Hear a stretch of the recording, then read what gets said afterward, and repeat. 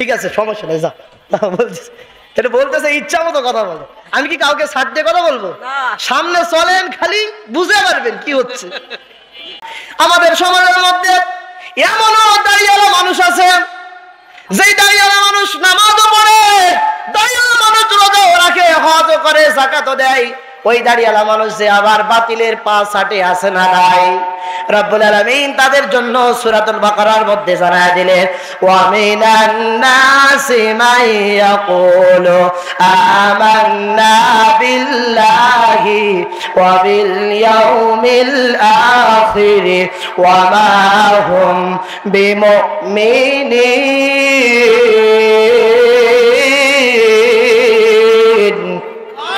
রব্বুল আলামিন ডেকে ডেকে বলেন, ও আল্লাহর বান্দারা, শুনে রাখো, তোমরা শুনে রাখো। মানুষের মধ্যে এমনও মানুষ আছে, তারা বলে আমরা ঈমানদার, আমরা মুমিন, কিন্তু আল্লাহ রাব্বুল আলামিন আয়াতের শেষ শব্দে জানায় দিলেন, ওয়া মা হুম বিমুমিনিন।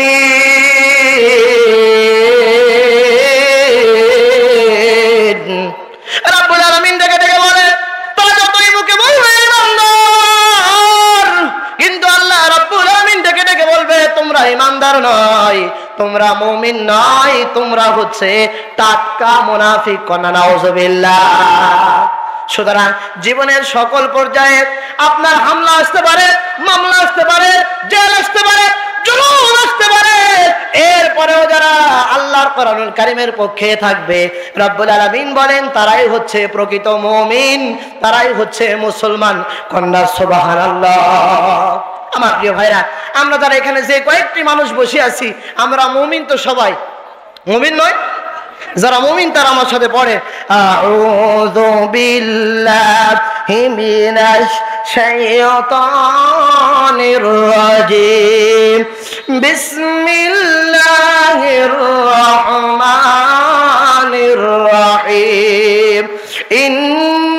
ইন্নাল্লাহা আশতারা মিনাল মুমিনিনা আনফুসাহুম ওয়া আমওয়ালাহুম বিআন্না লাহুমুল জান্নাহ ইউকাতিলুনা ফি সাবিলিল্লাহি ফায়াকতুলুনা ওয়া ইউকতালুন।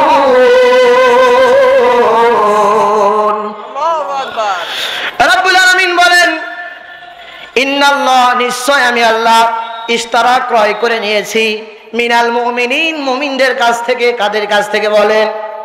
সবাই বলেন তো কাদের কাছ থেকে? রব্বুল আলামিন মুমিনদের কাছ থেকে ক্রয় করে নিয়েছেন। আল্লাহ রব্বুল আলামিন এখানে মুমিনিন শব্দ না দিয়ে যদি মুনাফিক যদি দিতেন, তাহলে এখানে মুনাফিক শুধু বোঝাতো। রব্বুল আলামিন মুমিনিন শব্দ বাদ দিয়ে যদি রেজাল্ট দিতেন, শুধু পুরুষদেরকে বোঝাতো। রব্বুল আলামিন মুমিনিন শব্দ বাদ দিয়ে যদি নিসা দিতেন, তাহলে মহিলাদেরকে বোঝাতো। কিন্তু আমার আল্লাহ রব্বুল আলামিন আপনার আমার মতো মাথার মানুষ নয়। আমরা যখন এই দুনিয়াতে বেগুন কেনার জন্য যাই, বেগুন কেনার জন্য যাওয়ার পরে মনে রাখবেন মুসলমান, বেগুনটা বারবার হাত দিয়ে উলট পালট করে দেখি বেগুনটা ঠিক আছে কিনা। এরপরে যখন মাছ কিনতে যাই, মাছ কেনার পরে যদি দেখে একটু লাফাই না, লড়ে না, চড়ে না, মাছালাকে ডাক দিয়ে বলি, ভাই মাছ কি তাজা নাকি পচা, ঠিক কিনা? আমার আল্লাহ রাব্বুল আলামিন ডাক দিয়ে বললেন, আমি আল্লাহ তাআলা সবার কাছ থেকে সবার জানমালটা ক্রয় করে নিব না, আমি আল্লাহ রাব্বুল আলামিন তাদের জানমালটাই ক্রয় করে নিব যারা মিনাল মুমিনিন।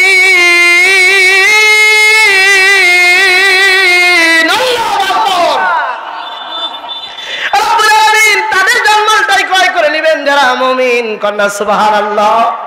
আমার প্রিয় ভাইরা, আজকে মন খারাপ করবেন না।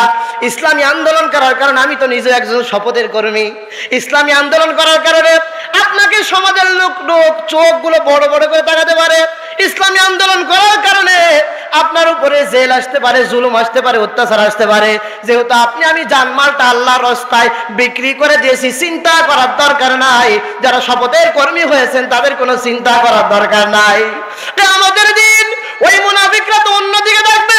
রব্বুল আলামিন যারা মুমিন হবে, যাদের জানমালটা আল্লাহর রাস্তায় বিক্রি করে দেবে, আল্লাহ রাব্বুল আলামিন তাদেরকে ডেকে ডেকে বলবেন, বান্দা তোমার উপরে জেল এসেছিল, জুলুম এসেছিল, অত্যাচার এসেছিল, এর ইসলামী আন্দোলন করেছো, তোমার কোনো চিন্তা নাই, তোমার কোনো ভয় নাই।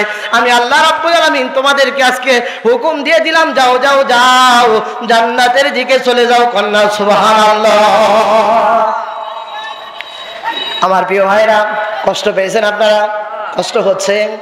মনে রাখবেন মুসলমান, আল্লাহর কোরআন যে বান্দা যত বেশি শুনবে তার ঈমানটা তত বেশি বৃদ্ধি হবে যারা মুমিন।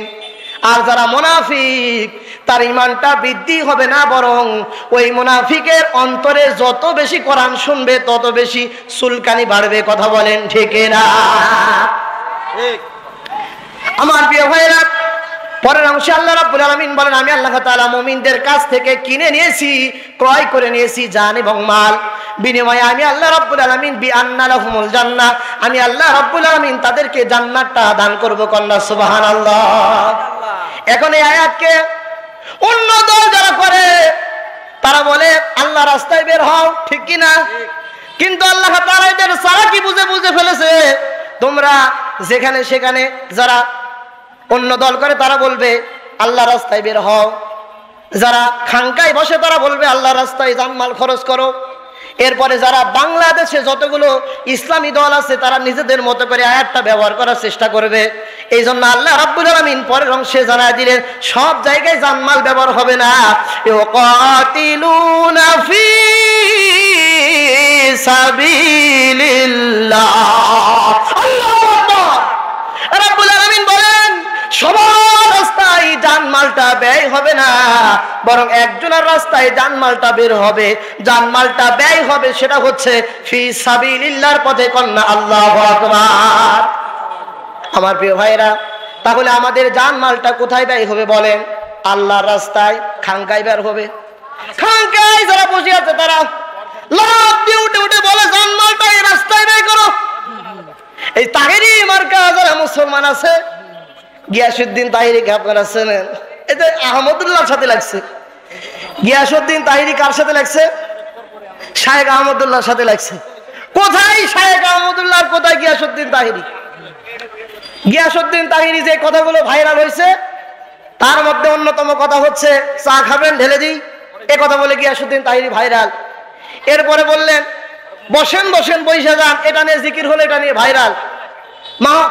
শায়েখ আহমদুল্লাহ যতগুলো কথাই পর্যন্ত বলেছেন তার জীবনে একটা কথা দেখাতে পারবেন কোথায় একটা গান বলেছে? বলেন। আর গিয়াসউদ্দিন তাহিরি ওটা প্রথমে জিকির তারপরে গান। হ্যাঁ ঠিক। আর এই লোকই লাগছে শায়েখ আহমদুল্লাহর বক্তব্য নিজেও আমি শুনি, গোটা বাংলাদেশের মুসলমান শোনে, তার ফতোয়াগুলো শোনে, সে অনুযায়ী আমল করে। এইটা আর গিয়াসউদ্দিন তাহিরি সহ্য হলো না, মনে আরো ভাইরাল হতে হবে। এই জন্য এই শায়েখ আহমদুল্লাহর পিছনে গিয়াসউদ্দিন তাহিরি লাগছে। মনে রাখবেন মুসলমান, বর্তমান সময়ে কথা বলেন, ঠিক আছে সমস্যা নেই, যা বলছি এটা বলতেছে ইচ্ছা মতো কথা বলো। আমি কি কাউকে ছাড় দিয়ে কথা বলবো? সামনে চলেন, খালি বুঝে পারবেন কি হচ্ছে। হাসি পারে। আমার প্রিয় ভাইরা, বাংলাদেশে তিনটা জিনিস বেশি পাওয়া যায়। কয়টা জিনিস বলেন? এই চাচা কথা বলে মানে এমন জোরে জোরে বলেন মনে হাজার হাজার লোক এটি বসে আছে। কয়টা জিনিস বেশি পাওয়া যায়? একটা হচ্ছে আলেম, আরেকটা হচ্ছে ডাক্তার, আরেকটা হচ্ছে মাস্টার। কয়টা বলেন? এখন কোন ফতোয়া যদি আপনি কারো কাছে জিজ্ঞেস করেন, ভ্যানালা এখন ডেকে বলবে ভাই এই ফতোয়া এইভাবে হবে, ওই জীবনে কোনদিন মাদ্রাসায় যায়নি। এরপরে যদি বলেন ভাই হাত কি বুকত বাঁধতে হবে, যে কোনো দিন হাফেজি পড়লো না, কমই পড়লো না, আলিয়া পড়লো না, মাদ্রাসায় গেল না, ও তর্ক করবে। তার মানে বাংলাদেশে আলেম বেশি পাওয়া যায়। এর মতোই হচ্ছে এই গিয়াসউদ্দিন তাহিরি। এরপরে পাবেন ডাক্তার। যদি আপনার জ্বর হয়, আপনি যখন ইয়াতে যাবেন, চা স্টলের মধ্যে ঢুকছেন, চা স্টলের মধ্যে ঢোকার পরে বলতেছেন ভাই আমার জ্বর হয়েছে। যে জীবনে কোনোদিন স্কুলে গেল বলবে না পাখা, পাশের থেকে যে ভ্যান চালাবে বলবে না প্যারাসিটামল খা, ঠিক না? এই ডাক্তার বেশি হয়ে গেছে বাংলাদেশে। এরপরে বেশি হয়েছে মাস্টার। মাস্টার কিভাবে বলেন? যে পড়াশোনা করে সেও মাস্টার, সেও মানুষের জ্ঞান দিবার চায়। যে পড়াশোনা করলো না সেও জ্ঞান দিবার চায়। যে মাস্টার্স কমপ্লিট করলো, রাজশাহী বিশ্ববিদ্যালয় থেকে পড়ে আসলো, সেও জ্ঞান দিতে চায়। এরকম লোক আমাদের সমাজের মধ্যে আছে না নাই? সবাই বলেন আছে না নাই? এই তিনটা জিনিস বেশি পাওয়া যায়। আজকের এই মাহফিল থেকে আমি গিয়াসউদ্দিন তাহিরি ভাইকে বলবো, ভাই আপনার কণ্ঠ অনেক সুন্দর, আপনার কথাগুলো অনেক সুন্দর, আপনি আল্লাহর কোরআনুল কারীমের পক্ষে থাকেন। খোদার কসম, ইতিপূর্বে আজ থেকে 5 বছর আগে ডক্টর এনায়েতুল্লাহ আব্বাসীকে কেউ পছন্দ করতো না, কিন্তু যখন ডক্টর এনায়েতুল্লাহ আব্বাসী হকের পক্ষে আওয়াজ দিল, আল্লাহর পক্ষে আওয়াজ দিল, আল্লাহর কোরআনুল কারীমের পক্ষে আওয়াজ দিল, গোটা দুনিয়ার মুসলমান বুক পেতে দিয়ে বরণ করে নিয়ে কথা বলেন ঠিক কিনা?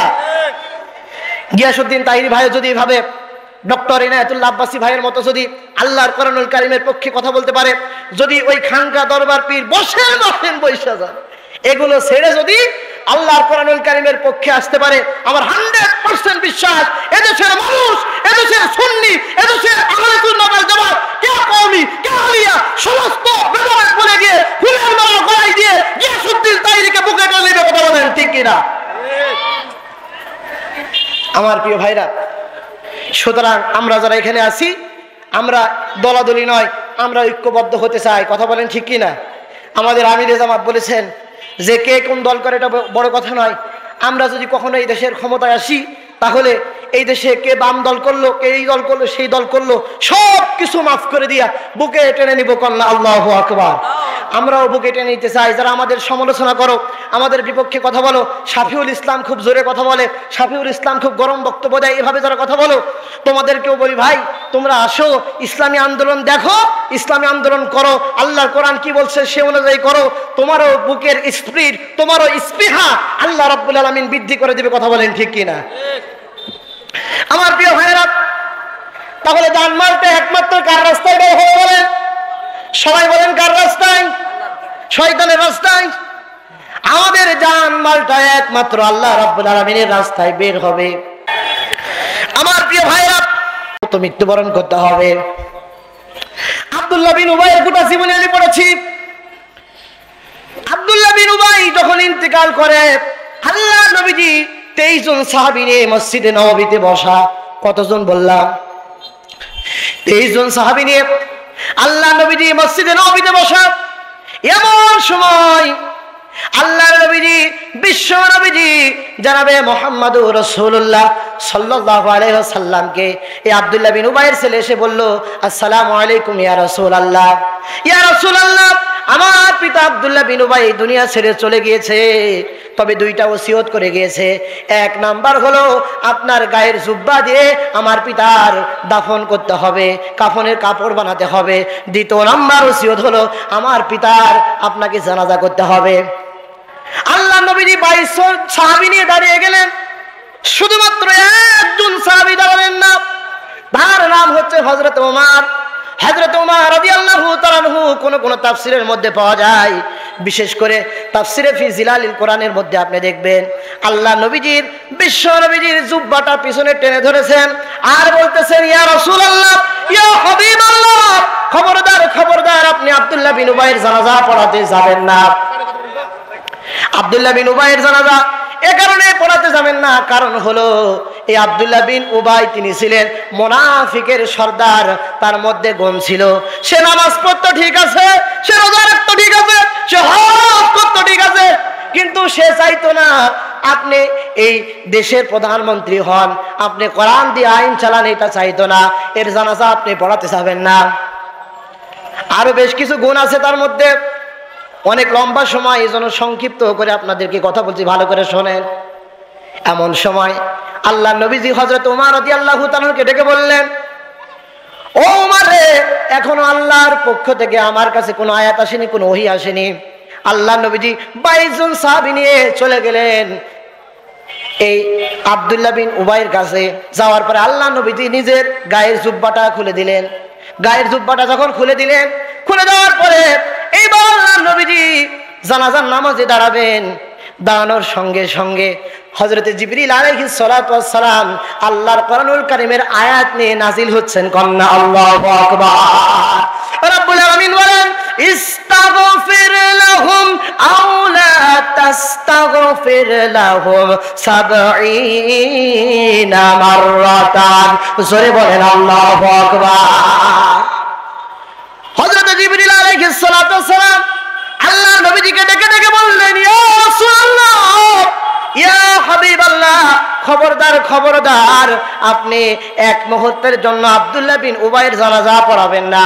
এর কারণ হলো আল্লাহ রাব্বুল আলামিন বলেছেন ইস্তাগফির লাহুম, হে নবী আপনি তার ব্যাপারে ক্ষমা চান বা না চান, ৭০ মাররাতান, আপনি যদি ৭০ বার যদি তার ব্যাপারে ক্ষমা চান, আল্লাহ রাব্বুল আলামিন ক্ষমা করবেন না। কন্যা নাউজুবিল্লাহ। এজন্য আমার প্রিয় ভাইরা, যারা ইসলামী আন্দোলন পছন্দ করেন না, আল্লাহর জমিনে আল্লাহর দ্বীন কায়েম হোক এটা পছন্দ করেন না, আপনার জীবনটা যদি আব্দুল্লাহ বিন উবাইয়ের সাথে যদি হয়ে যায়, আপনিও ক্ষমা পাবেন না। কথা বলেন ঠিক না? এ কথা আমি কেন এখানে বললাম? শব্দের দিকে লক্ষ্য করেন। আল্লাহ রাব্বুল আলামিন ৭০ মাররাতান পর্যন্ত যখন বললেন, আল্লাহ নবীজি মনে মনে সিদ্ধান্ত নিলেন, আল্লাহ নবীজি মনে মনে ভাবলেন, আল্লাহ রাব্বুল আলামিন যদি ৭০ বার তাকে ক্ষমা না করে, আমি ৭১ বার চাইব। সঙ্গে সঙ্গে পরের অংশে রাব্বুল আলামিন জানিয়ে দিলেন, ফালা ইয়াগফিরুল্লাহু লাহুম। আল্লাহু আকবার। রাব্বুল আলামিন জানিয়ে দিলেন, ইয়াগফির মুজারের আলোচনা বর্তমান ভবিষ্যৎ। ইয়াগফিরের আগে আল্লাহ রাব্বুল আলামিন লাং শব্দ দিয়েছেন, মুজারের আগে যখন লাং আসে কিছুতেই হবে না।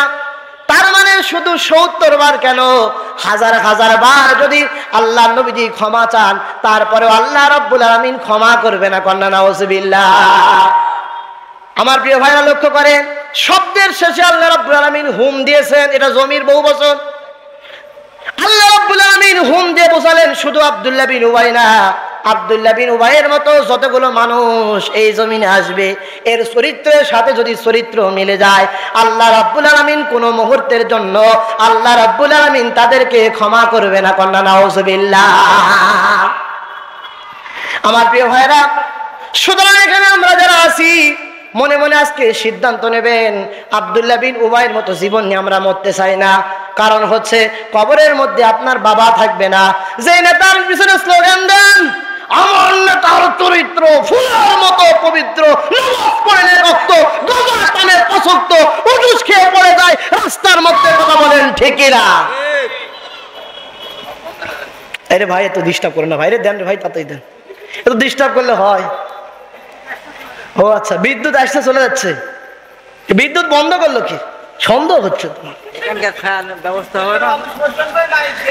হ্যাঁ, বিদ্যুতের অফিস পর্যন্ত গেছে। যাক যাক, কালেমা পড়ে লা ইলাহা ইল্লাল্লাহ, আরো জোরে লা ইলাহা ইল্লাল্লাহ, সুবহানাল্লাহ আলহামদুলিল্লাহ, লা ইলাহা আমার জীবন না।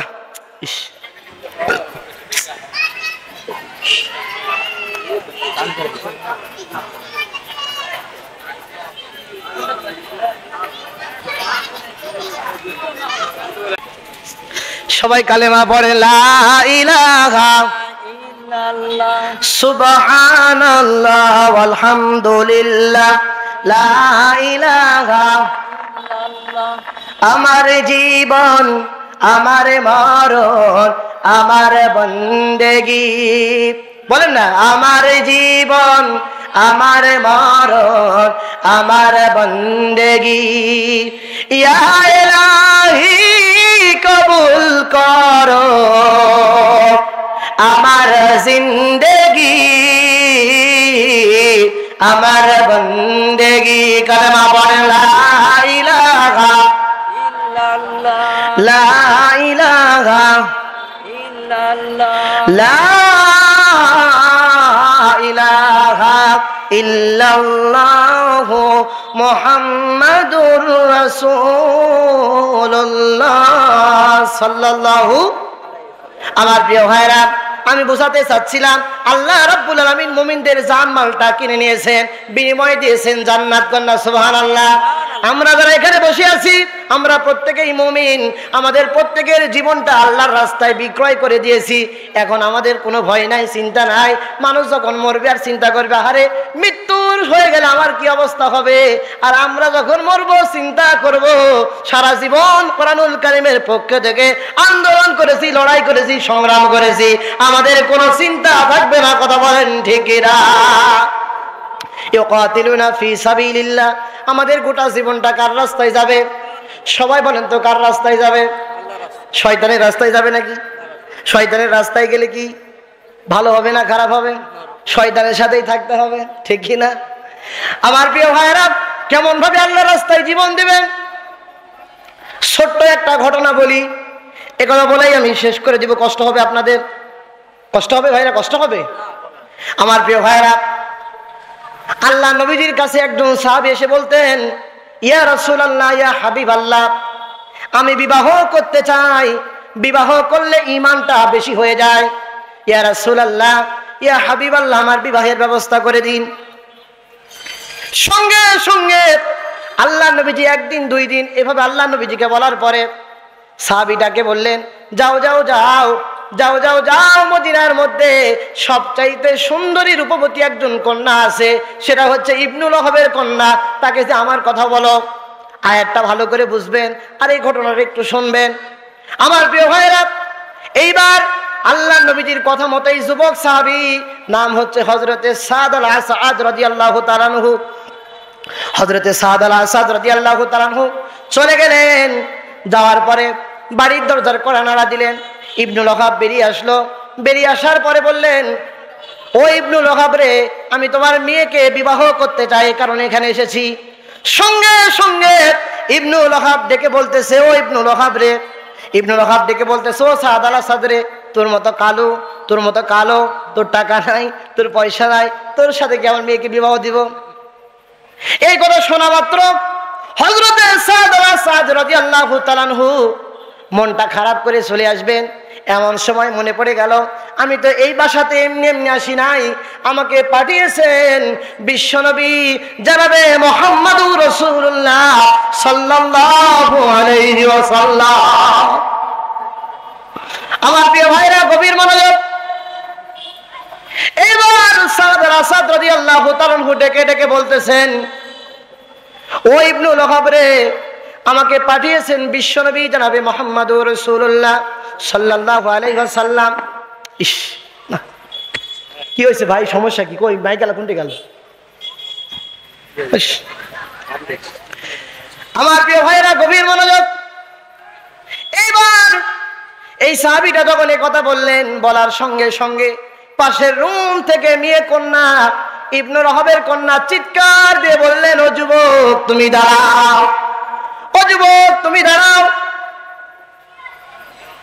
আমার চেহারা দিয়ে কি হবে? আমার টাকা দিয়ে কি হবে? আমার সম্পদ দিয়ে কি হবে? তোমাকে তো পাঠিয়েছেন জামানার শ্রেষ্ঠ মহামানব বিশ্বনবী জনাবে মুহাম্মদুর রাসূলুল্লাহ সাল্লাল্লাহু আলাইহি ওয়াসাল্লাম। তুমি আমার নবীজিকে যে বলে দিও আমি বিবাহের জন্য রাজি হয়ে গিয়েছি, তিনি জানো আমার বিবাহের মহারণার টাকা নির্ধারণ করে দিয়া তোমার সঙ্গে আমার বিবাহের ব্যবস্থা করে যাই। কন্যা আল্লাহু আকবার। কন্যার কথা শুনে এইবার সাদ আল আসাদ রাদিয়াল্লাহু তাআলা আনহু আর দেরি করলেন না, রওনা হয়ে গেলেন হাসি মাখা মুখটা নিয়ে বিশ্বনবীর দরবারে। বিশ্বনবীর দরবারে যাওয়ার পরে এইবার আল্লাহ নবীজি বিশ্বনবীজি জনাবে মুহাম্মদুর রাসূলুল্লাহ সাল্লাল্লাহু আলাইহি ওয়াসাল্লামকে ডেকে বলতেছেন, ইয়া রাসূলুল্লাহ, কন্যা তো প্রথমে রাজি হয় নাই, কিন্তু আপনার কথা শোনা মাত্র কন্যা রাজি হয়ে গেল। কন্যা আল্লাহু আকবার। তবে সত্য দিয়েছে, আপনি বিবাহের টাকা মধ্য নির্ধারণ করে দিবেন, নির্ধারণ করে দেওয়ার পরে আপনি আমার বিবাহের ব্যবস্থা করে দিবেন। সঙ্গে সঙ্গে যুবকের এই কথা শুনে এইবার সঙ্গে সঙ্গে আল্লাহ নবীজি বললেন, ও যুবক, তোমার মহরানার টাকা 400 দিরহাম। কত দিরহাম বলে? 400 দিরহাম। যুবকের যেই মুখে একটু হাসি ছিল, এবার হাসি শেষ। যুবক এবার ডেকে ডেকে বলতেছে, ইয়া রাসূলুল্লাহ, ইয়া হাবিবাল্লাহ, এতদিন যাবত আমি এই টাকার কারণে তো বিবাহ করতে পারি নাই, এই 400 দিরহাম আমি কোথায় পাবো? সঙ্গে সঙ্গে আল্লাহ নবীজি আর দেরি করতে বললেন না, সাদ আল আসাদকে ডেকে বললেন, ও সাদ আল আসাদ, তুমি কি দেখতে পাও না আমার ধনী একজন সাহাবী আছে, তার নাম হচ্ছে হযরতে উসমান রাদিয়াল্লাহু তাআলা আনহু। হযরতে উসমান রাদিয়াল্লাহু তাআলা আনহুর বাড়িতে যুবকটা দৌড় দিলেন। যুবক চলে গেলেন উসমান রাদিয়াল্লাহু তাআলা আনহুর বাড়িতে। বাড়িতে যাওয়ার পরে এইবার ওসমান রাদিয়াল্লাহু তাআলা আনহুকে ডেকে বললেন, আমি এসেছি একটা বার্তা নিয়ে। ওসমান রাদিয়াল্লাহু তাআলা আনহু এই সাদ আল আসাদের মুখের দিকে বারবার তাকায় আর মনে মনে চিন্তা করে, ও যুবক তোমার মুখে এত হাসি কেন? ও যুবক তোমার মুখে এত হাসি কেন বলো? সঙ্গে সঙ্গে সাদ আল আসাদ রাদিয়াল্লাহু তাআলা আনহু বিয়ের পূর্ণাঙ্গ ঘটনা খুলে বললেন। পূর্ণাঙ্গ ঘটনা খুলে বলার পরে এইবার হযরতে সাদ আল আসাদ রাদিয়াল্লাহু তাআলা আনহুকে বলা হলো, তুমি দাঁড়াও, তোমার তো মহরানার টাকা লাগবে। সঙ্গে সঙ্গে সাদ আল আসাদ রাদিয়াল্লাহু তাআলা আনহু বললেন, হ্যাঁ আমার মহরানার টাকা লাগবে। এইবার হযরতে উসমান রাদিয়াল্লাহু তাআলা আনহু চলে গেলেন ঘরের মধ্যে যাওয়ার পরে 200 দিরহাম নিলেন। কত দিরহাম বলেন? বিবাহের মহরানা কত জানো? সবাই বলেন কত? 400 দিরহাম। 200 দিরহাম নিয়ে নিলেন। 200 দিরহাম নিয়ে আসার পরে যুবকের পকেটের মধ্যে ঢোকা দিলেন আর বললেন, যুবক যাও যাও যাও, তোমার বিবাহের মহরানা 200 দিরহাম আমি দিয়ে দিলাম। কন্যা সুবহানাল্লাহ। এইবার যুবক যখন চলে আসবে, হযরতে ওসমান রাদিয়াল্লাহু তাআলা বলতেছে, ও যুবক শুধু কি মহরানার টাকা দিলে হবে নাকি? শুধু কি মহরানার টাকা দিলে হবে নাকি? তোমার বিয়ের কি বাজার করা লাগবে না? তোমার বিয়ের কি টাকা লাগবে না? সঙ্গে সঙ্গে এইবার ওসমান রাদিয়াল্লাহু তাআলা আরো কিছু টাকা নিয়ে আসে এইবার আরেক পকেটে যুবকের মধ্যে ঢোকায়া দিলেন। তাহলে এক পকেটে মহরানা 200 দিরহাম, আর এক পকেটে কিছু বিয়ের বাজারের টাকা, সুনু পাউডার, ফেস ওয়াশের টাকা। আল্লাহু আকবার বলেন। আমার প্রিয় ভাইরা, এমন সময় যুবক আরেকজন সাহাবীর বাড়িতে চলে গেলেন। আরেকজন সাহাবীর বাড়িতে যাওয়ার পরে সাহাবী বলতেছে, ও সাহাবী রে তোমার মুখে এত হাসি কেন বলো? সম্পূর্ণ ঘটনা খুলে বললেন। ওই সাহাবীটা আরো 200 দিরহাম নিয়ে আসলেন, নিয়ে এসে পকেটের মধ্যে ঢোকা দিলেন আর বললেন, যুবক উসমান রাদিয়াল্লাহু তাআলা তোমাকে 200 দিরহাম দিয়েছে, আমিও তোমাকে 200 দিরহাম দিয়ে দিলাম, তোমাকে 400 দিরহাম দিয়ে দিলাম, আর তোমার কোনো চিন্তা নাই, তোমার বিবাহের মহরানার টাকা হয়ে গেছে। কন্যা আল্লাহু আকবার। যুবকটা যখন এই সাহাবীর বাড়ি থেকে চলে আসবে, এমন সময় ওই সাহাবীটা ডেকে বলতেছে, যুবক দাঁড়াও, শুধু কি মহরানার টাকা দিলে হবে নাকি? তোমার বিয়ের কি বাজার করা লাগবে না? তোমার বিয়ের কি কসমেটিক লাগবে না? কন্যা আল্লাহু আকবার। এইবার এই যুবকটা, আমার প্রিয় ভাইরা, এই যুবকটা এবার সঙ্গে সঙ্গে বলে দিলেন, হ্যাঁ তো লাগবে। আরো কিছু টাকা নিয়ে সারা এক পকেটে ঢুকা দিলেন। যুবকটা 400 দিরহাম, এক পকেটে মহরানার টাকা, আর এক পকেটে বিয়ের বাজারের টাকা। এই টাকাগুলো নিয়ে মদিনার বাজারে চলে গেলেন বিয়ের বাজার করার জন্য। বিয়ের বাজার করার জন্য যখন যাবেন, চলে গিয়েছেন, এমন সময় আল্লাহ নবীজির দরবার থেকে ডাক আসলো, আল জিহাদ আল জিহাদ ফি সাবিলিল্লাহ। আল্লাহু আকবার। ইউকাতিলুনা ফি সাবিলিল্লাহ ফায়াকতুলুনা ওয়া ইউকতালুন।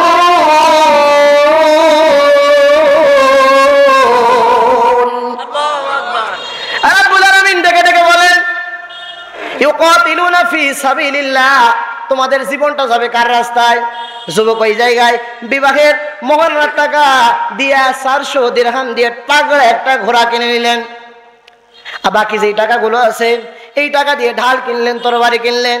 কেনার পরে পরের দিন সকালবেলা চলে গেলেন যুদ্ধের ময়দানে চলে গেলেন।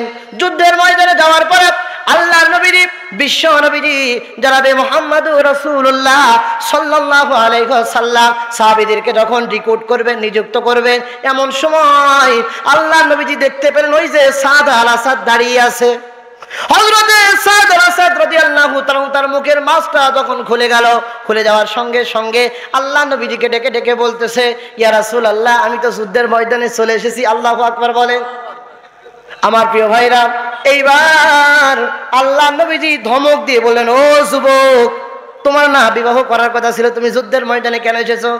সঙ্গে সঙ্গে যুবকটা উত্তরে বলতেছে, ইয়া রাসূলুল্লাহ, ইয়া হাবিবাল্লাহ, আমি যদি বিবাহ করি আমার ঈমানটা থাকবে কিনা পরবর্তীতে জানি না, তবে যদি আমি যুদ্ধের ময়দানে এসে আল্লাহর রাস্তায় যদি জীবনটা বিলিয়ে দিতে পারি, জীবন বিলিয়ে দিতে দেরি হবে, আল্লাহর জান্নাতটা পেতে দেরি হবে না। কন্যা আল্লাহু আকবার। আমার প্রিয় ভাইরা, এইবার যুবক যখন এই কথা বললেন, বলার সঙ্গে সঙ্গে আল্লাহ নবীজি হযরতে সাদ আল আসাদ রাদিয়াল্লাহু তাআলা আনহুকে গুরুত্বপূর্ণ জায়গায় রিক্রুট করলেন, নিযুক্ত করলেন। গুরুত্বপূর্ণ জায়গায় রিক্রুট করার পরে, নিযুক্ত করার পরে কাফেররা যুদ্ধে দাওমা বাজিয়ে দিল। কাফেররা যখন যুদ্ধে দাওমা বাজিয়ে দিল, একটা পর্যায়ে মুসলমান জয়লাভ করলেন, বিজয় লাভ করলেন। কন্যা আল্লাহু আকবার।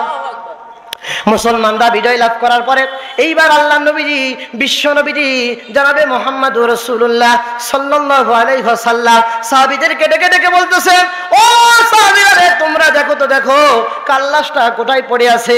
লাশ খোঁজা শুরু হয়ে গেল। একটা পর্যায়ে আল্লাহ নবীজি দেখতে পেলেন ওই সাহাবী হযরতে সাদ রাদিয়াল্লাহু তাআলা আনহু, তার দেহ মোবারকটা পড়ে আছে। কন্যা আল্লাহু আকবার। আমার প্রিয় ভাইরা, আল্লাহ নবীজি ওই লাশটার কাছাকাছি চলে গেলেন। লাশটার কাছাকাছি যাওয়ার পরে দেখতে পেলেন হযরতে সাদ রাদিয়াল্লাহু তাআলা আনহুর মুখের উপরে রোদ লাগতেছিল। কি লাগতেছিল বলেন? রোদ লাগতেছিল, রোদের তাপ লাগতেছিল। আল্লাহ নবীজি আর দেরি করলেন না, আল্লাহ তার নিজের দেহ মোবারকটাকে ছাতা বানায়া দিলেন। কন্যা আল্লাহু আকবার। সাহাবীরা বলা শুরু করলো, ও সাদ তুমি বড়ই ভাগ্যবান, তোমাকে ছায়া দেওয়ার জন্য আমার নবীজি নিজের দেহ মোবারকটাকে দিয়ে দিয়েছেন। কন্যা আল্লাহু আকবার।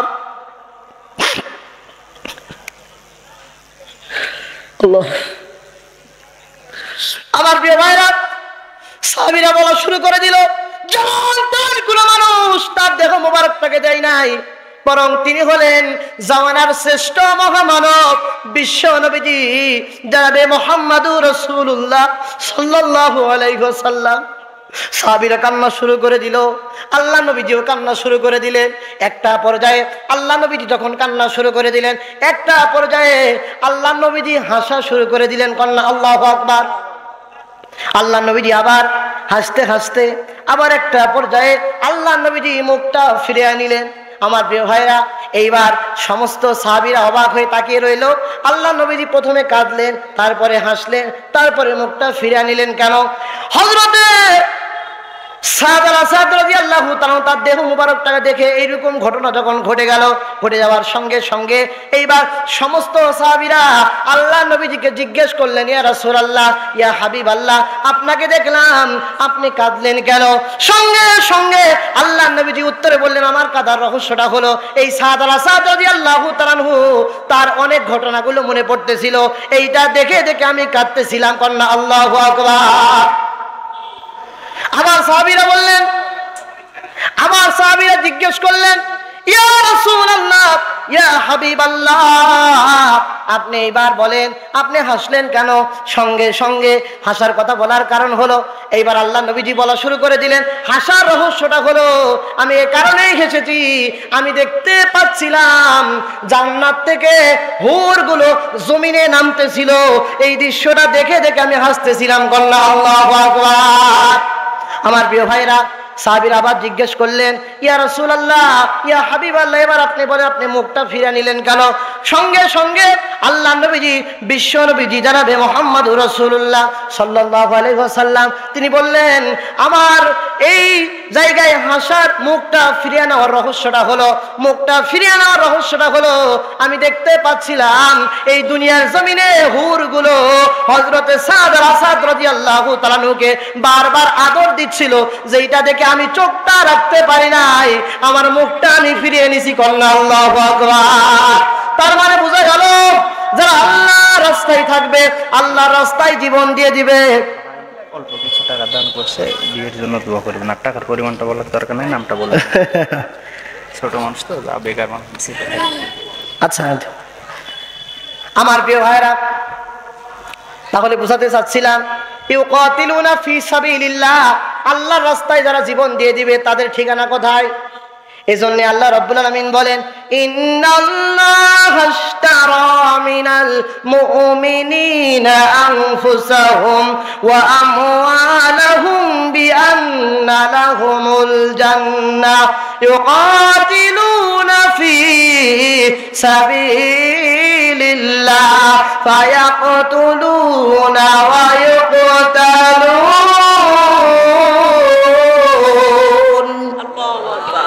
রাব্বুল আলামিন বলেন ইন্নাল্লাহ আশতারা, নিশ্চয় যারা ক্রয় করে নিল, নিশ্চয় যারা ক্রয় করে দিল, মিনাল মুমিনিন, আমি আল্লাহ রাব্বুল আলামিন ক্রয় করে নিলাম মুমিনদের কাছ থেকে জান এবং মাল। এই দুইটা জিনিস আপনি যদি দিতে পারেন, আল্লাহ রাব্বুল আলামিন আপনার জন্য সাদ আর আসাদের মতো জান্নাতটা বরাদ্দ করে দিবেন। কন্যা সুবহানাল্লাহ। আমার প্রিয় ভাইরা, আমি বুঝাতে চাচ্ছিলাম যে আল্লাহর রাস্তায় নিজে জান এবং মালটা বিক্রি করলে কি পাওয়া যাবে বলেন? এই কথা বলেন, কি পাওয়া যাবে? সবাই বলেন, কি পাওয়া যাবে? জান্নাত। আমি যে এলাকায় ওয়াজ করি ওই এলাকায় 5 বছর পর বললে ওরা সাবজেক্ট বলে দেয়, এখানে তার পরিবেশ নাই। বলেন তো ভাইরা, অল্প কথাই বলি, আল্লাহ রাস্তায় জানমাল বিক্রি করলে কি পাওয়া যাবে? জান্নাত পাওয়া যাবে। যারা এই এলাকায় আছে সবাইকে এই দাওয়াতটা দিবেন, ভাই আসেন ইসলামী আন্দোলনের পথে আসেন, আল্লাহর রাস্তায় আসেন। আল্লাহর রাস্তায় যদি নিজের জান মালটা তুমি কুরবানি করে দিতে পারো, তোমার কোনো ভয় নাই, তোমার কোনো চিন্তা নাই, তোমাকে আল্লাহ রাব্বুল আলামিন কিয়ামতের দিন ঠকাবেন না, তোমাকে জান্নাত দান করবেন। কথা বলেন ঠিক কিনা? আমার প্রিয় ভাইরা, সুতরাং সর্ব অবস্থায় আমাদের জানমাল যাবে কার রাস্তায় বলেন? আর একটি উদাহরণ দিই, ব্যবসা করতে গেলে কয়টা জিনিস লাগে বলেন? ব্যবসা যখন করবেন কয়টা জিনিস লাগবে? 3টা জিনিস লাগবে। কয়টা বলেন? 3টা লাগবে। একটা হচ্ছে পণ্য, আর একটা হচ্ছে ক্রেতা, আর একটা হচ্ছে বিক্রেতা। সবাই বলেন, একটা পণ্য, আর একটা ক্রেতা, আর একটা কি? আর সবাইকে বলতে হবে 1 নাম্বার কি? সবাই বলেন। কিন্তু আপনারা কি এই ভাবি চাষি কথা দিয়ে আসছেন, হুজুর যা বলবে মুখ দিয়ে কথা বলবো না, এরকম কি কথা দিয়ে আসছেন? 1 নাম্বার কি বলেন? জোর হলো না, পণ্য। 2 নম্বর ক্রেতা, আর একটা বিক্রেতা। এই কয়েকটা জিনিস মিলে ব্যবসা হয়।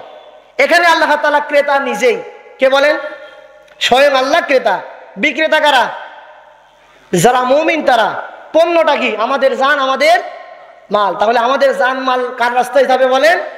আল্লাহর রাস্তায়। অনেকে ইয়ানত দিতে চায় না, ইয়ানত নিয়ে নানা প্রশ্ন তোলে, এরকম লোক আছে না নাই? এই জান মালটা এইভাবে আল্লাহর রাস্তায় দিয়ে দিবেন, জানের কোরবানি দিবেন, মালের কোরবানি দিবেন।